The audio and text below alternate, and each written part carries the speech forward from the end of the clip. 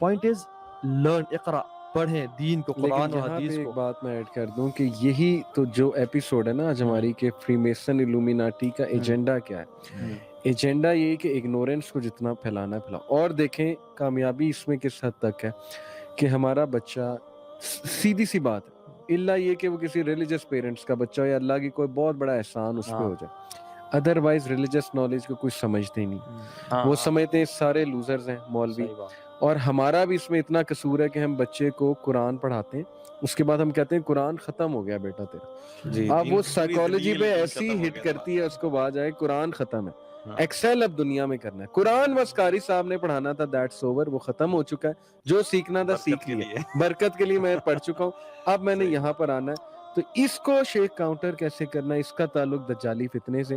اور بس یہ کہ بشیروں و نذیرہ، پراپٹ ڈرانے والے بھی تھے اور بشارت دینے والے بھی تھے. میں تو ڈراؤں گا یوتھ کو آج کے ٹاپک کے بعد کہ بچا لیں اپنے آپ کو.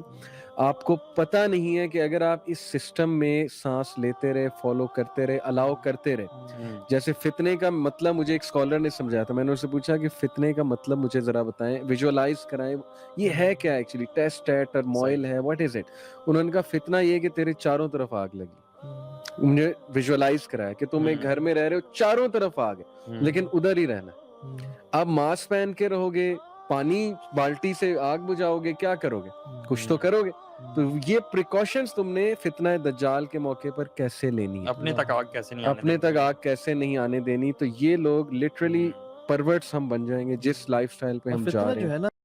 دین کی بات پھیلانا صدقہ جاریہ ہے. ثواب کی نیت سے ویڈیو کو شیئر ضرور کیجیے. جزاک اللہ.